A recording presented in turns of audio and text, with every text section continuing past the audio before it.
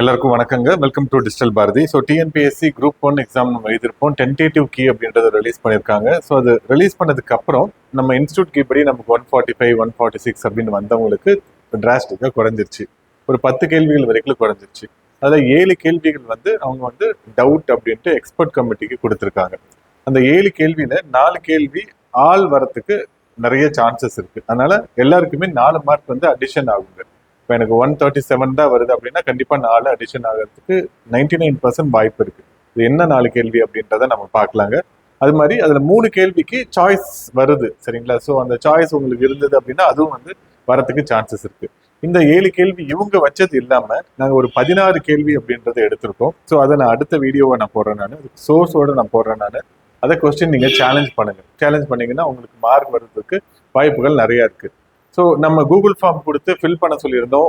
உங்களுடைய கேட்டகரி என்ன, உங்களுடைய மீடியம் என்னது, உங்களுக்கு பிஎஸ்டிஎம் இருக்கா இல்லையா, அப்புறம் எவ்வளோ மார்க், எவ்வளோ நம்பர் ஆஃப் கொஸ்டின் நீங்கள் கரெக்டாக போட்டிருக்கீங்க அப்படின்றத நம்ம கேட்டிருந்தோம். ஆல்மோஸ்ட் ஒரு 500 மெம்பர்ஸ் கொடுத்துருக்கீங்க. இன்னும் கூட நிறைய பேர் கொடுங்க. நீங்கள் ஃபைனல் கீ படி எவ்வளோ இருக்குது, அதாவது நம்மளுடைய டென்டேட்டிவ் கீ படி எவ்வளோ இருக்குது அப்படின்றது நீங்கள் போட்டிங்க அப்படின்னா கட்-ஆஃப் ஓரளவு நம்மளால ஒரு அறுதிட்டு சொல்ல முடியும் இதுதான் இருக்கும் அப்படின்ட்டு.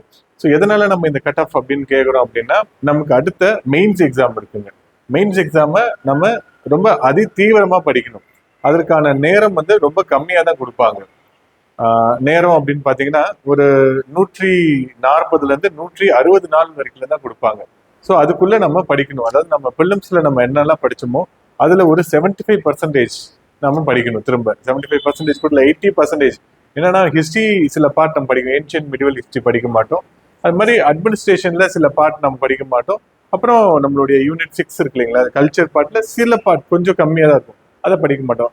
மற்றபடி எல்லாத்தையுமே நம்ம படிப்போம். இது இல்லாமல் இந்த அடிஷன் டு தட் நம்ம இவிஎஸ் படிப்போம், எத்திக்ஸ் படிப்போம், நம்ம சயின்ஸ் அண்ட் டெக்னாலஜி படிப்போம். சயின்ஸ் படிக்க மாட்டோம், பேசிக் சயின்ஸ் படிக்க மாட்டோம், அணுக்கரு இயற்பியல் அதெல்லாம் படிக்க மாட்டோம். புதுசாக நம்ம படிப்போம். ஸோ நீங்க ஏற்கனவே ஒரு மெயின்ஸ் எழுதிருக்கீங்க அப்படின்னா உங்களுக்கு ரொம்ப ஈஸியா இந்த எக்ஸாமை கொண்டு நம்ம பாஸ் பண்ண வச்சிடலாம். அப்படி இல்லைனாலும் நம்மளால ஈஸியா பாஸ் பண்ண முடியுங்க. ஒன்றும் பெரிய கஷ்டமான விஷயம் கிடையாது. ஆனா இந்த 5 மாசமும் தொடர்ந்து நீடிச்சு தேர்வு எழுதி கரெக்டா அந்த ப்ராசஸ்க்குள்ள நம்ம இருந்தோம் அப்படின்னா கண்டிப்பா பாஸ் பண்ணலாம். டெஸ்ட் பேட்ச் போட்டிருக்கோம், அதனுடைய டீட்டெயில் நான் கடைசியா நான் சொல்றேங்க நான். ஓகே, ஸோ இப்போ அந்த 7 கேள்விகள் அப்படின்றத ஃபர்ஸ்ட் பார்த்துடலாங்க. ஸோ அதுக்கு முன்னாடி நம்மளுடைய ஜென்ரல் இங்கிலீஷ் புக்கு ஸோ உங்களுக்கு ரொம்ப ரொம்ப யூஸ்ஃபுல்லா இருக்கும். நிறைய பேர் வாங்கின எல்லாருமே பாசிட்டிவ் கமெண்ட்ஸ் தான் சொல்றாங்க. ஒருத்தர் கூட இன்னும் நெகட்டிவ் கமெண்ட் சொல்லவே இல்லைங்க. ஸோ மார்க்கெட்ல இப்ப இருக்கிற புக் அவங்களுடைய பழைய புக்கை எடுத்து திருப்பி மாத்தி போட்டிருக்காங்க. புது சிலபஸுக்கு தகுந்த மாதிரி போட்ட முதல் புக் இந்த புக்கா தான் இருக்குங்க. ஸோ பெரிய இன்ஸ்டியூட்ல கூட இன்னும் போர்ட்ல அவங்க ஒர்க் பண்ணிட்டு இருக்காங்களா என்னன்னு தெரியல, சரிங்களா? ஸோ ரொம்ப ரொம்ப யூஸ்ஃபுல்லா இருக்கும். ஸோ இதை நீங்க வாங்கிக்கோங்க, ரொம்ப நல்லா இருக்கும். ஸோ நம்மளுடைய கிராமர் பார்ட் நிறைய சோர்சஸ்ல இருந்து எடுத்திருக்கோம். ஸ்கூல் புக் சோர்ஸ் அப்படின்றது ரொம்ப முக்கியம். அதுல இருந்து தான் கேட்க போறாங்க. அப்புறம் ரெனன் மார்ட்டின்ல இருந்து எடுத்திருக்கோம். ஸோ அதுக்கப்புறம் பாத்தீங்கன்னா எஸ்எஸ்சி புக்ஸ்ல இருந்து கிராமர் எக்ஸசைஸ் நிறைய எடுத்திருக்கோம். பேசிக்கான கிராமர் பத்தி உங்களுக்கு அடிப்படையான புரிதல்ல இருந்து ரொம்ப ஸ்டாண்டர்டா ஒரு டிகிரி ஸ்டாண்டர்ட்ல கேட்கக்கூடிய கொஸ்டின் வரைக்கும் நம்ம ஈஸியா எடுத்தோம். கிரண் எஸ்எஸ்சி புக்ல இருந்து நிறைய எடுத்திருக்கோம், சரிங்களா? ஸோ நிறைய சோர்சஸ்ல இருந்து கம்பைண்டா எதெல்லாம் தேவையோ, ஒரு எக்ஸாமுக்கு நீங்க படிக்கிறீங்க அப்படின்னா உங்களுக்கு எதெல்லாம் தேவையோ அதை மட்டும் எடுத்திருக்கு. ஸோ இங்கிலீஷ் நாலேஜை வளர்த்துக்கிறதுக்கு அப்படின்றது ஒண்ணு. ஆனா இந்த எக்ஸாம்ல பாஸ் பண்ணணும், அதுதான் பிரைமரி மோட்டிவ். நம்ம ஒரு புக்கை படிச்சுட்டு ப்ரீவியஸ் இயர் கொஸ்டின் பேப்பர் நம்ம ஆல்மோஸ்ட் ஒரு 36 கொஸ்டின் அப்படின்றது எடுத்திருக்கோம். அந்த கொஸ்டினை நீங்க சால்வ் பண்ணீங்கன்னாவே போதும், ஈஸியா நம்ம பாஸ் பண்ணிடலாம். போயம் அண்ட் ப்ரோசஸ்க்கு எல்லாத்துக்கும் இப்ப ரொம்ப 7 கேள்வி 8 கேள்வி தான் கேட்க போறாங்க. முன்னாடி 30 கேள்வி 35 கேள்வி கேட்டுட்டு இருந்தாங்க. ஸோ அந்த அளவுக்கு நம்ம படிக்கணும் அப்படின்ற அவசியம் இல்லை. கிராமர்ல நிறைய ஒர்க் அவுட் பண்ணி நிறைய எக்ஸசைஸ் பண்ணி பார்த்தா போதும். வெக்காபுலரி புது வார்த்தைகள் நிறைய கத்துக்கிட்டோம் அப்படின்னா போதும். எல்லாமே கொடுத்துருக்கு. பெரிய புக்கா இருக்கும், சரிங்களா? வாங்கின எல்லாருமே இவ்வளவு பெரிய புக்கு அப்படின்னு மலைச்சு போனாங்க. ஆனா படிக்கிறதுக்கு ரொம்ப எளிமையா ரொம்ப ஈஸியா இருக்கும். குழந்தைக்கு படிச்சா கூட நல்லா புரியுங்க, சரிங்களா? ஸோ ரொம்ப பேசிக்கா இருக்கும். பேசிக்ல இருந்து உங்களுக்கு நல்ல ஸ்டாண்டர்டான டிகிரி ஸ்டாண்டர்ட் வரைக்கும் உங்களுக்கு போகும். நிறைய கொஸ்டின்ஸ் ஒர்க் அவுட் பண்றதுக்கு பின்னாடி நம்ம கொடுத்துருக்கு, சரிங்களா? கிட்டத்தட்ட 200 பேஜுக்கு ஒர்க் அவுட் பண்ணக்கூடிய கொஸ்டின்ஸ் மட்டுமே கொடுத்துருக்கு. ஒரு சாப்டர் நீங்க ஒர்க் அவுட் பண்ணிட்டு இப்ப ஃபிகர்ஸ் ஆஃப் ஸ்பீச் அப்படின்னு கொடுத்துருக்குன்னா அதுல இருக்கக்கூடிய எல்லா டைப்பையும் எக்ஸ்பிளைன் பண்ணி அதுக்கு எக்ஸசைசஸ் கொடுத்துருப்போம். அதை நீங்க ஒர்க் அவுட் பண்ணாவே ஒரு கொஸ்டின் டேக் அப்படின்னா என்னென்ன விதமா கொஸ்டின் டேக் ஏற்கனவே டிஎன்பிசியில கேட்டிருக்காங்களோ எல்லாத்தையும் வித் எக்ஸாம்பிளோட எக்ஸ்பிளைன் பண்ணி அதுக்கு எக்ஸசைஸ் கொடுத்துருக்கோம். ஸோ ரொம்ப யூஸ்ஃபுல்லா இருக்கும். ஸோ வாங்கி பார்த்துக்கோங்க. ஓகே, ஸோ வேணுங்கிறவங்க நான் டிஸ்கிரிப்ஷன் கீழே லிங்க் தரேன். ஸோ அதை நீங்க கிளிக் பண்ணி பார்த்து வாங்கிக்கலாங்க. ஓகே, ஸோ இப்போ நம்ம அந்த 7 கொஸ்டின் அப்படின்னு நம்ம பார்க்குறோம். ஓகே, ஸோ PFAS பத்தி கொடுத்துருக்காங்க. இது ஆல்மோஸ்ட் ஆல் கரெக்ட் வரதுக்கு தான் சான்சஸ் நிறைய இருக்குங்க. இது வந்து யூனிவர்சிட்டியில இருக்கக்கூடிய புக்ல இது கொடுத்துருக்காங்க. சரிங்களா, எல்லாத்தையுமே கொடுத்துருக்காங்க. அழகப்பா யூனிவர்சிட்டி செகண்ட் இயர் BSCயோ ஏதோ ஒன்று. ஸோ அதுல வந்து கொடுத்துருக்காங்க ஆல் கரெக்ட். இதுல இருக்கக்கூடிய எல்லா ஸ்டேட்மெண்ட்டும் கரெக்டா தான் இருக்குதுங்க. அது ரிவர்ஸ் பத்தி கொடுத்துருக்காங்க, அதனுடைய ஆர்ஜின் எங்க அப்படின்றது கொடுத்துருக்காங்க. சரிங்களா, சயாத்ரியை வச்சு மட்டுமே நம்ம கிருஷ்ணா வச்சு ஈக்குவலா ஈஸியா பண்ணிடலாம். 4123 தான் ஸோ இதற்கான ஆன்சரா இருக்கும். 4123 இதற்கான ஆன்சரா இருக்கும். மேல கொடுத்ததுக்கு ஆல் கரெக்ட், இதுக்கு 4123. Question number 11. Question number 49. சரிங்களா, பிரதான் மந்திரி ஜன்ஜாதி ஆதிவாசி நியாய மகா அபியான் திட்டம்.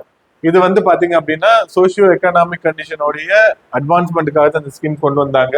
இதுல பர்டிகுலரா விமன் ஜெண்டர் ஈக்குவாலிட்டி அப்படின்றதெல்லாம் கொடுக்கல இவங்க. சரிங்களா, to provide high quality education அப்படின்றது அதுல ஒரு காம்பனண்டா கொடுத்துருக்காங்க.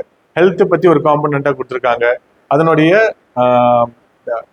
கவர்மெண்ட் டாக்குமெண்டே இருக்கு. சரிங்களா, அதுல அதனுடைய அப்ஜெக்டிவ் என்ன அப்படின்னு கொடுத்ததுல இது ரெண்டுமே ஆல்மோஸ்ட் வரும். ஆனா இவங்க கொடுத்த சாய்ஸ்ல அதை பத்தி எதுவும் இல்லை. 1 and 3 அப்படின்றது எதுவும் இல்லை. அதனால ஆல் கரெக்ட் கொடுக்கறதுக்கு நிறைய வாய்ப்பு இருக்கு. ஸோ 2 ஆல் கரெக்ட் இது வரைக்கும் நம்ம பார்த்ததுல 1க்கு ஆப்ஷன் கொடுத்துருக்காங்க. ஓகே, திருக்குறளுடைய உரையாசிரியர் அப்படின்னு பாக்குறப்ப பரிமேல் அழகர் 9வது புக்கு தமிழ் புக்ல எத்தனை உரையாசிரியர்கள் இருக்கிறாங்க அப்படின்ற எல்லா விவரமும் கொடுத்துருக்காங்க. சரிங்களா, தர்மரும் பரிமேல் அழகர் பரிபெருமாள் 2 பேர் மட்டும்தான் அவங்க கொடுத்ததுல இருக்கு. மற்றபடி கீவாஜா அப்புறம் தண்டபாணி தேசிகர், கீவாஜா தண்டபாணி தேசிகர்ல வேற ஃபீல்டு. சரிங்களா, அவங்களுக்கும் இதுக்கும் சம்பந்தம் கிடையாது. அப்ப 1 and 2 இருக்கிறதுக்கு வாய்ப்புகள் ரொம்ப நிறைய இருக்கு. ஸோ இதுக்கு ஆல் கொடுக்க மாட்டாங்க, 1 and 2 தான் கொடுப்பாங்க. சரிங்களா, ஸோ இதுக்கு நீங்க பாத்துக்கோங்க என்ன நீங்க போட்டிருந்தீங்க அப்படின்றத பாத்துக்கோங்க. ஸோ இது ப்ரீவியஸ் இயர் கொஸ்டின். சரிங்களா, ஏற்கனவே கேட்ட கேள்வி அப்படியே ரிப்பீட் பண்ணியிருக்காங்க. சானிட்டரி லேண்ட்ஃபீல்டு இன்சினரேஷன் எதுக்கு பண்றாங்க, பல்வரைசரிங் எதுக்கு பண்றாங்க அப்படின்னு பாக்குறப்ப 2143 தான் கரெக்டுங்க. திண்ம கழிவுகளை மறுக்கப்பட்ட கழிவுகள் மற்றும் உரம் ஆகிய இயந்திரத்தின் மூலம் சேமித்தல். ஸோ எல்லாமே இருக்கும், பாத்துக்கோங்க. 2143 தான் இதற்கான ஆன்சரா இருக்கும். அஞ்சலி அம்மாள் கொஸ்டின்ல வந்து அஞ்சலி அம்மாள் சிறையில் இருந்தபோது கர்ப்பமாக இருந்தார். ஆமா, அவங்க பையனுக்கு ஜெயில் வீரன்னே பேர் வச்சிருப்பாங்க. ரொம்ப முக்கியமானவங்க. சரிங்களா, சென்னையில் பிறந்த அஞ்சலி அம்மாள் நீல் சத்தியாகிரகத்துல பங்கு பெற்றிருப்பாங்க. ஆனா சென்னையில பிறந்திருக்க மாட்டாங்க, கடலூர்ல தான் பிறந்திருப்பாங்க. அஞ்சலி அம்மாள் கணவர் சுதந்திர போராட்டத்தில் பங்கு பெறுவதை விரும்பவில்லை, அவர் விரும்பினாரு. அதனாலதான் அவங்க மூவ் அவுட் ஆனாங்க. கடலூர்ல இருந்து சென்னைக்கு வந்ததுக்கான முக்கியமான காரணமே அதுதான். 1937 முதல் 46 வரை பணியாற்றினார் காங்கிரஸ் எம்எல்ஏவாக அப்படின்னு கொடுத்துருக்காங்க. ஆக்சுவலா 39ல எல்லாம் ரிசைன் பண்ணிருப்பாங்க இல்லைங்களா. அதுக்கப்புறம் 46ல தான் எலெக்ஷன் நடந்திருக்கும். அந்த கேப்ல யாருமே இருக்க மாட்டாங்க. ஆனா முதல் 1937 முதல் 46 வரை அப்படின்னு கொடுத்தது தப்பான ஸ்டேட்மெண்ட். அப்போ 1 மட்டும்தான் இதுல கரெக்ட். ஆனா எல்லாமே டபுளா கொடுத்துருக்கிறதுனால இதுக்கு வந்து ஆல் கரெக்ட் வரதுக்கு நிறைய சான்சஸ் இருக்குங்க. சரிங்களா, ஸோ இது இங்கிலீஷ்லயும் பாருங்க, தமிழ் டிரான்ஸ்லேஷன்ல தான் தப்பு பண்ணிருப்பாங்கன்னா Anjali Ammal served as a Congress MLA from 1937 to 1946 அப்படின்னு கொடுத்துருக்காங்க. அப்போ 4 வந்து தப்பான ஆன்சர். 3 டைம் அவங்க வந்து எம்எல்ஏவா இருந்திருப்பாங்க. ஸோ மேக்ஸ் கொஸ்டின் இது அப்டப்டாவே தப்பு போட்டிருப்பாங்க. சரிங்களா, ஸ்கொயர் இதுல வரும் 1 ஸ்கொயர் 2 ஸ்கொயர் 3 ஸ்கொயர் 4 ஸ்கொயர் அப்படின்னு வரும். இசட்னா 26 ஸ்கொயர் வந்து 676 இருக்கும். ஸோ இவங்க சொல்லியிருக்கிறது P மற்றும் Q.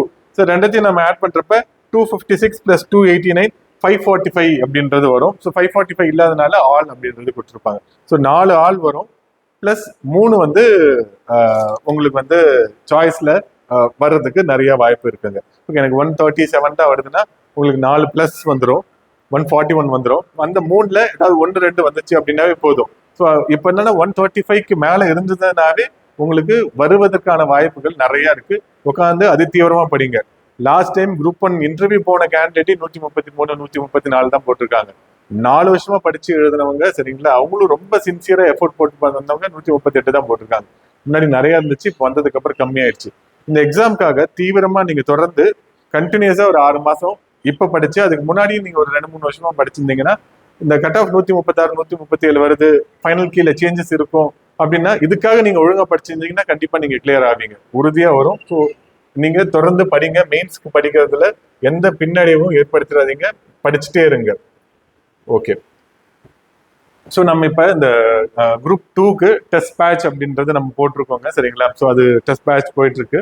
ஸோ அந்த டெஸ்ட் பேட்ச்ல நம்ம வந்து என்ன பண்றோம் அப்படின்னா, டெஸ்ட் பேட்சோடைய எக்ஸ்பிளனேஷன் பார்ட். இப்போ நீங்க ஜென்ரல் இங்கிலீஷ் மட்டும் நான் படிக்க போறேன், புதுசா இருக்கு, ஜென்ரல் தமிழ் மட்டும்தான் நான் இப்போ படிக்கணும், ஜிஎஸ் ஏற்கனவே எல்லாம் படிச்சிருப்பாங்க, இந்த 2 டாபிக் மட்டும் புதுசா இருக்கு, இந்த 2 டாபிக்ல இருக்கக்கூடிய எல்லாத்தையும் நான் லேர்ன் பண்ணிக்கணும் அப்படின்னா, இப்போ நாங்கள் அதுக்காக வீடியோ சீரீஸ் ஒன்று அப்படின்னு போட்டிருக்கோங்க. பாருங்க, ஜென்ரல் தமிழ் கிளாஸஸ் அப்படின்னு இருக்கு. ஸோ இதுல கிளிக் பண்ணோம் அப்படின்னா ஜென்ரல் தமிழ்ல இருக்கக்கூடிய எல்லாத்துக்குமே ஆல்மோஸ்ட் எழுத்து அறிமுகத்துல இருந்து பிரித்து எழுதுக, சேர்த்து எழுதுக, இணைப்பு சொற்கள், ஒரு பொருட்பன்மொழி, எதிர்ச்சொல், எல்லாத்துக்குமே கிளாஸஸ் ரொம்ப டீட்டெயிலா ஒரு கிளாஸும் 2 hours to 2.5 hours அப்படின்னு இருக்குங்க. ஸோ டீட்டெயிலா எல்லா கிளாஸும் கவர் ஆயிருக்கும். இதுல நீங்க என்ரோல் பண்ணி இந்த கிளாஸஸ் எல்லாம் அட்டன் பண்ணிட்டு நம்ம கொடுக்குற டெஸ்ட் அப்படியே நீட்டா எழுதுனீங்க அப்படின்னா தமிழ்ல 90+ ரொம்ப ஈஸியா எடுத்துடலாங்க. ஸோ இது இல்லாம என்ன பண்ணிருக்கோம் அப்படின்னா, கிளாஸஸ்க்கு நம்ம வந்து ஒரு டெஸ்ட்டுக்கு கொஸ்டின் பேப்பர் 100 கொஸ்டின் அப்படின்னு செட் பண்ணிருக்கோம் இல்லைங்களா? ஸோ அந்த டெஸ்டோடைய கொஸ்டின்ஸை இதே மாதிரி எக்ஸ்பிளைன் பண்ணுவாங்க. ஸோ இப்போ ஜென்ரல் தமிழ் டெஸ்ட் இருக்கு அப்படின்னா, இப்போ ஃபியூ டெஸ்டஸ் முடிஞ்சிருக்கு அப்படின்னு பார்த்துக்கோங்களேன். So test 1 Tamil, so group 2 test 1 இது வந்து டெஸ்ட் கண்டென்ட். இது டெஸ்ட் நீங்க எழுதிக்கலாம். இதுல போயிட்டு நான் அதனுடைய கிளாஸ் கண்டென்ட் மட்டும் காமிக்கிறேன் நான். ஸோ எனக்கு எங்களுடைய வெப் டெஸ்ட் போர்ட்டல்ல எல்லா ஆக்சஸும் கொடுத்துருப்போம், சரிங்களா? ஸோ அது வந்து ரொம்ப யூஸ்ஃபுல்லா இருக்கும். ஜென்ரல் இங்கிலீஷஸ் கிளாஸஸ் அதே மாதிரி போட்டிருப்போம். இந்த புக்கு நீங்க வாங்கி படிக்கிறீங்க, ஒரு சிலது உங்களுக்கு புரியல, கிளாஸ்ல இருக்கக்கூடியதை உங்களுக்கு யாரோ ஒருத்தவங்க எஜுகேட் பண்ணா ரொம்ப ஈஸியா புரியும் அப்படின்றவங்களுக்கு ரொம்ப சூப்பரா இருக்கும். இப்போ கிராமர் அப்படின்னு யூனிட் 1ல கொடுத்துருக்கோம் அப்படின்னா அதை எல்லாத்தையுமே டீட்டெயிலா எக்ஸ்பிளைன் பண்ணியிருப்போம். Parts of speech, noun, pronoun, adjective, adverb, regular irregular verbs, சரிங்களா, இன்டர்ஜெக்ஷன், எல்லாத்தையுமே ரொம்ப நீட்டா டீட்டெயிலா எக்ஸ்பிளைன் பண்ணியிருப்போம். இந்த கோர்ஸ் வந்து உங்களுக்கு ரொம்ப ரொம்ப யூஸ்ஃபுல்லா இருக்கும். ஸோ நீங்க குரூப் 2 எழுத போறீங்க அப்படின்னா வெரி யூஸ்ஃபுல். ஸோ ஜென்ரல் இங்கிலீஷ்க்கு இதே மாதிரி கிளாஸஸ் இருக்கும். அது இல்லாம ஜென்ரல் இங்கிலீஷோடைய டெஸ்ட் இருக்கு இல்லைங்களா? ஸோ அதுவும் வந்து நம்ம வந்து போட்டிருப்போம். டெஸ்ட் எக்ஸ்பிளனேஷன் அப்படின்றத போட்டிருப்போம். Group 2 explanation video. ஸோ இப்போ வந்து இங்கிலீஷ்க்கு இருக்கு அப்படின்னா, இப்போ 5 டெஸ்ட் முடிஞ்சிருக்கு அப்படின்னா 5த்துக்கும் எக்ஸ்பிளனேஷன் ஃபுல்லா போட்டிருப்போம். டெஸ்ட் 1 எக்ஸ்பிளனேஷன் இருக்கும். டெஸ்ட் 1ல 100 கொஸ்டின் நம்ம கேட்டிருப்போம். 100 கொஸ்டினையும் ஏன் பி ஆன்சர் வரல, ஏன் சி வந்திருக்கு, எதனால இதுக்கு டி வரல, ஸோ அப்போ டி எதனுடைய கொஸ்டினா இருக்கும் அப்படின்ட்டு டீட்டெயிலா எக்ஸ்பிளைன் பண்ணியிருப்போம். ஸோ அது வந்து உங்களுக்கு வந்து ரொம்ப ரொம்ப ரொம்ப யூஸ்ஃபுல்லா இருக்குங்க. இது வந்து ஜென்ரல் இங்கிலீஷ்க்கு. இதே மாதிரி ஜென்ரல் தமிழுக்கும் நம்ம எக்ஸ்பிளைன் பண்ணியிருப்போம். ஸோ டெஸ்ட் 1 இருக்கு அப்படின்னா அதுக்கு 2 வீடியோ, ஒரு பார்ட்டியும் 2 வீடியோவா எடுத்து நம்ம போட்டிருப்போம். பெரிய இப்போ 100 கேள்வி இருக்கு அப்படின்னா 50 கேள்வியை ஒரு 2 hours எக்ஸ்பிளைன் பண்ணியிருப்பாங்க. அடுத்த 50 கேள்வியை ஒரு 1 hour 1.5 hour எக்ஸ்பிளைன் பண்ணியிருப்பாங்க.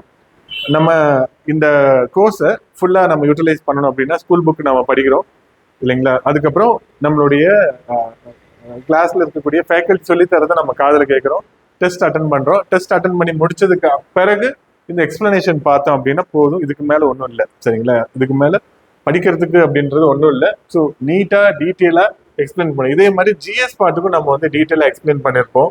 ஸோ டெஸ்ட் பேட்ச் அப்படின்றது உங்களுக்கு எப்போ வேணா நீங்கள் என்ரோல் பண்ணிக்கலாம். இப்போதான் என்ரோல் பண்றாங்க, ஏற்கனவே எழுதிட்டு இருக்காங்க. 5 டெஸ்ட் எதுவும் முடிஞ்சிருக்குங்க. நீங்க ஃபர்ஸ்ட் டெஸ்ட்ல இருந்து கூட எழுதலாம். ஸோ எல்லாமே கம்ப்யூட்டரைஸ்டு, சரிங்களா? உங்களுக்கு மார்க்ல இருந்து எல்லாமே அப்பயே வந்துடும். டெஸ்ட் எழுதி முடிச்சதுக்கு அப்புறம் உங்களுடைய கொஸ்டின் பேப்பரை நீங்க டவுன்லோடும் பண்ணிக்கலாம். Okay,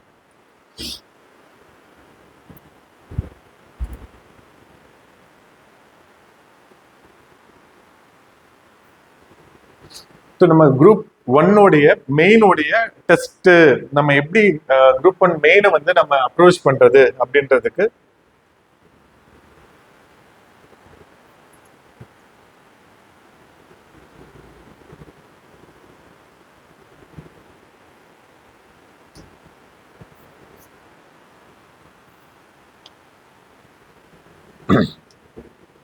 so group 1 mains. So நமக்கு நாட்கள் நிறைய இல்லை. நாட்கள் வந்து கம்மியாக தான் இருக்கு. இந்த நாட்களை கரெக்டாக யூட்டிலைஸ் பண்ணிக்கிட்டோம் அப்படின்னா கண்டிப்பா நம்மளால குரூப் 1 மெயின்ல நல்ல ஸ்கோர் அப்படின்றத எடுக்க முடியுங்க.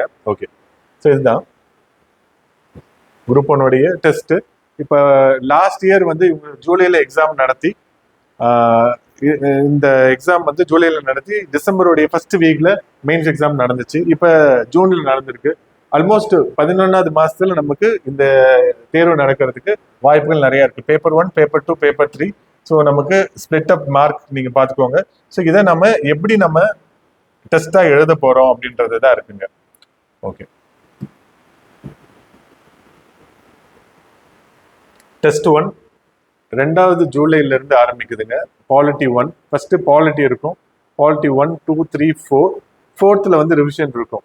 1, 2, 3 சேர்த்து 4th டெஸ்ட்ல ரிவிஷன் இருக்கும். ஒரு சப்ஜெக்ட் முடியிறப்பையும் அதனுடைய ரிவிஷன் அப்படின்றத கொடுத்துருப்போம். ஸோ எல்லாத்துக்குமே நடுவில் 3 days கேப் இருக்கும். இப்போ நம்ம வந்து ஒரு 300 மார்க்குக்கு கொஸ்டின் பேப்பர் உங்களுக்கு கிட்ட கொடுத்து மெட்டீரியலும் கையிலேயே கொடுக்குறோம். சரிங்களா? அந்த மெட்டீரியல்ல நீங்க என்ன பண்ணணும், டே 1 100 மார்க்குக்கு நீங்க படிக்கிறீங்க, டே 2 100 மார்க் படிக்கிறீங்க, டே 3 100 மார்க். இந்த 100 மார்க் 300 மார்க் நீங்க படிச்சதை அடுத்த 3 நாள் முடிஞ்சு 4வது நாள் வந்து காலையில நீங்க எக்ஸாம் எழுதுறீங்க. ஸோ அவ்வளவுதான். ஒரு நாளைக்கு 100 மார்க் அப்படின்றது ரொம்ப ஈஸியா நம்மளால படிக்க முடியும். ரொம்ப கஷ்டம்லாம் கிடையாதுங்க. 4 15 மார்க்கும் 4 10 மார்க்கும் நீங்க படிக்க போறீங்க. அவ்வளவுதான். ஒரு ஒரு 15 மார்க் உங்களுக்கு படிக்க ஒரு மணி நேரம் ஆக போகுது. மோஸ்ட்லி நமக்கு வந்து ஏற்கனவே ஃபேக்ட்ஸ் எல்லாமே நல்லா தெரியும். அந்த தெரிஞ்ச ஃபேக்ட் எல்லாத்தையும் எப்படி ஆர்டரா ப்ராப்பரா எழுதுறோம் அப்படின்றத ரொம்ப முக்கியம். சாட்டர்டே நான் இந்த கோர்ஸ் பத்தி டீட்டெயிலா எக்ஸ்பிளைன் பண்றேங்க. இந்த மெயின்ஸ்க்கு நம்ம என்ன பண்ணணும், என்ன பண்ணக்கூடாது அப்படின்றதையும் டீட்டெயிலா எக்ஸ்பிளைன் பண்றேன். ஸோ எனக்கு தெரிஞ்சு ஒரு 150 ஒரு 200 பேர் தான் real competitor.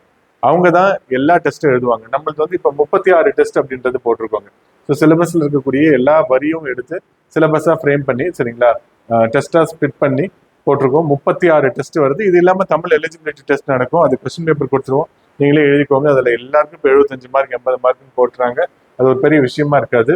So 2 mark test இருக்கும், 2 செட் ஆஃப் மார்க் டெஸ்ட் இருக்கும். மற்றபடி எல்லா பார்ட்டுமே கவர் பண்ணியிருப்போம். ரொம்ப டீட்டெயிலாகவே கவர் பண்ணியிருப்போம். எல்லாத்துக்கும் அப்பப்போ ரிவிஷன் டெஸ்ட் இருக்கும். சப்ஜெக்ட் வைஸ் ஃபுல் டெஸ்ட் அப்படின்றது நம்ம இப்போ கொடுக்கல, ஏன்னா அங்கங்கவே நம்ம ரிவிஷன் டெஸ்ட்ல கொடுத்துட்றோம். ஸோ இப்போ ஒரு டாபிக் எடுத்திருக்கோம். இப்போ ஃபீச்சர்ஸ் ஆஃப் இந்தியன் எக்கானமி அப்படின்னு நம்ம எடுத்திருக்கோம், நேஷனல் இன்கம் எடுத்திருக்கோம், கேபிட்டல் ஃபார்மேஷன் அப்படின்னு எடுத்திருக்கோம். அப்படின்னா அந்த ஒரு டாபிக்ல இருந்து டீட்டெயிலா ஒரு 15 மார்க்கோ இல்லை ஒரு 10 மார்க்கோ எடுத்துருவோம். இதுல இருக்கக்கூடிய எல்லா வரிகள்ல இருந்தும் ஏதாவது ஒரு கேள்வி அப்படின்றது எடுத்திருப்போம். ஸோ இப்போ என்ன பண்ணுவீங்க, நீங்க சிலபஸ்ல இருக்கக்கூடிய எல்லாத்தையும் படிச்சுட்டு வருவீங்க, எல்லாமே தெரியும். நம்ம கொஸ்டினா ஃப்ரேம் பண்ணி கேட்போம். அந்த கொஸ்டின் இப்போ நாங்கள் குரூப் 2ல எடுத்த கொஸ்டின் அப்படியே குரூப் 2ல இப்போ மெயின்ல வந்திருந்ததுங்க. அதாவது 300 மார்க் கண்டிப்பா நாங்கள் கொடுத்ததுல இருந்து எழுதுறதுக்கு நிறைய இடங்கள் இருந்தது. அதே மாதிரி தான் இதுவும் இருக்கும். சிலபஸ்ல இருக்கக்கூடிய முக்கியமான, அதாவது வரியில இருக்கக்கூடிய முக்கியமான கேள்வியை மட்டும் நம்ம எடுத்துட்டோம் அப்படின்னா போதும். சரிங்களா? அது ப்ரொஃபசர்ஸ் பார்த்துப்பாங்க. கொஸ்டின் எடுத்துறது, எவால்வேட் பண்றதும் அவங்களே எவால்வேட் பண்ணிடுவாங்க. ஸோ நம்ம வந்து இதை கரெக்டாக ஆர்கனைஸ் பண்ணி இதை நீங்க கரெக்டாக எழுதி வந்துட்டீங்கன்னாவே ரொம்ப நல்ல ரிசல்ட் வந்துடும். இந்த 30 தேர்வும் எழுதுறவங்க நான் சொன்ன மாதிரி ஒரு 150 பேர், அதிகபட்சமா ஒரு 200 பேர் இருப்பாங்க. அவங்கள 70 பேருக்கு வேலை கிடைக்க போகுது. 3 பேர்ல ஒருத்தவங்களுக்கு வேலை கிடைக்க போகுது, இல்லை 2 பேர்ல ஒருத்தவங்களுக்கு வேலை கிடைக்க போகுது. இந்த எஃபோர்ட்டை ஃபுல்லா கண்டினியூஸா போடணும். இதுக்கு முன்னாடி நான் மெயின்ஸ் எழுதிருக்கேன், இன்டர்வியூ போயிருக்கேன், அதெல்லாம் இல்லை கணக்கு. மெயின்ஸை பொறுத்த வரைக்கும் அப்படி கிடையவே கிடையாது. எழுதி உட்காந்து ப்ராக்டிஸ் பண்ணணும். சரிங்களா? நான் சொன்ன மாதிரி ஒரு நாளைக்கு 100 மார்க்குக்கு உங்களால் எழுத முடியும் அப்படின்னா மெயின்ஸ் அப்படின்றது ரொம்ப ஒரு ஈஸியானதாங்க. ஓகே, ஸோ நான் அடுத்த வீடியோவில் இந்த 16 17 கேள்வி இருக்கு, அதனுடைய சோர்ஸோட நான் வீடியோ அப்படின்றது போடுறேங்க. இந்த மாதிரி சாட்டர்டே இந்த டெஸ்ட் பேட்சோட இனாகரேஷன் இருக்கும், எப்படி பண்ணணும் மெயின்ஸ் அப்படின்றத டீட்டெயிலாக எக்ஸ்பிளைன் பண்றேன். ஜென்ரல் இங்கிலீஷ் புக் வந்து வெரி யூஸ்ஃபுல். அதே மாதிரி general English and general Tamil அந்த கோர்ஸும் வந்து ரொம்ப யூஸ்ஃபுல்லாக இருக்கும். ஏதாவது உங்களுக்கு டவுட் அப்படின்னா நீங்க கால் பண்ணுங்க 9443128844 or 801-527-1323. சரிங்களா? எனி டவுட் எப்பனாலும் கால் பண்ணுங்க. தேங்க்யூ.